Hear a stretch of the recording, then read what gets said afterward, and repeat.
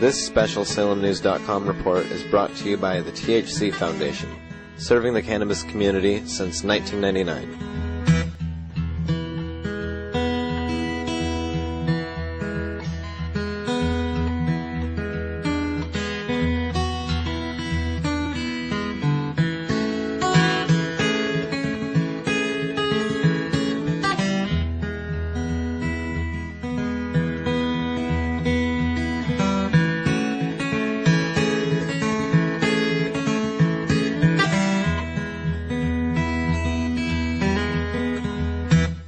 Welcome to another segment in our ongoing series with Dr. Phil Levesque on the topics of medical marijuana, and today we're going to talk about pain and a few other topics. And I'd like to start out by reminding you that if you have any questions, comments, or stories that you'd like to share with Dr. Levesque, send them to us here at the newsroom, newsroom@salem-news.com. Now, we have a little history lesson to start with, where medical marijuana comes into play. So, Doc, the first question of the day is, who was our first Western patient? Our first Western patient was Queen Victoria of England.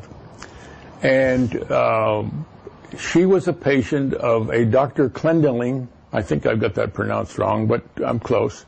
And a Dr. O'Shaughnessy brought marijuana, cannabis, from India about 1840. Okay. And he gave a seminar at the whatever the National Medical Association was, whatever it was, and so Clendening, whatever his name was, decided Queen Victoria had 11 children, and she had premenstrual cramps, she had nausea of pregnancy, and she had the pain of childbirth, which I can't talk about very closely, but at least I've seen it. That's for another segment. That's for another segment.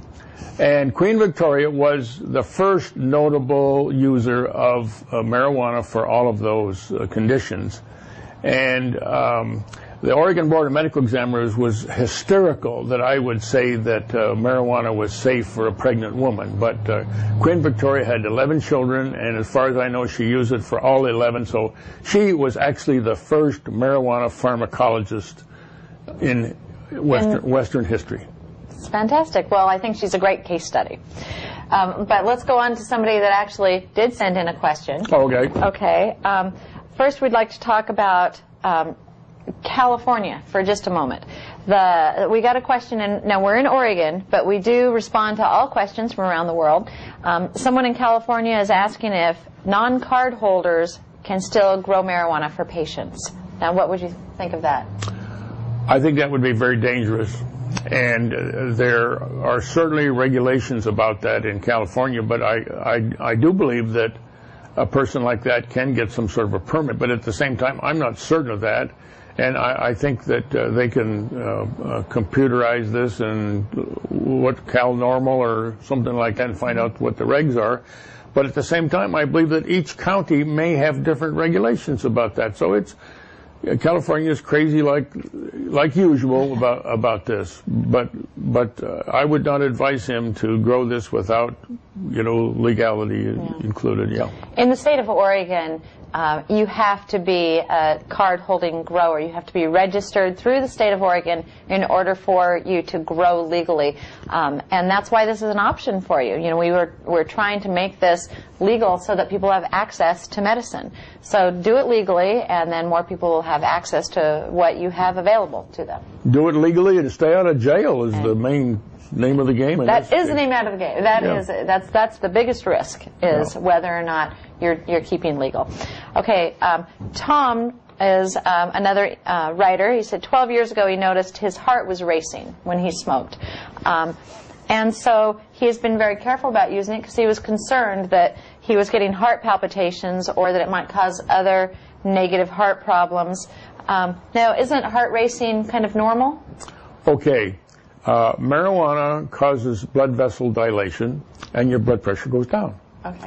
When your blood pressure goes down, the heart says, hey, speed it up. So they speed it up, and this is called tachycardia, which just means a more rapid heart rate. Now, palpitations is a little bit different. It means the patient can actually feel it. Okay. And so maybe the fact that he can feel it means that he has palpitations. Now, he wanted to know if this was dangerous or not. And I have never heard, California has 300,000 medical marijuana patients, at least that many, legal ones. Yeah. And I have never heard of that condition from any of the doctors down there treating those. And I have never, reviewing the cases of some 6,000 patients myself, I have never seen anything like that happen. Well, we know that there is absolutely no recorded evidence that anyone's died from using marijuana. That's true. Absolutely. And so this could be a condition, but probably not life-threatening. That's true. Okay. This is a very serious question. Kevin has a 14-year-old son with verbal Asperger's. He's on Strattera, Risperol, and Lexapro.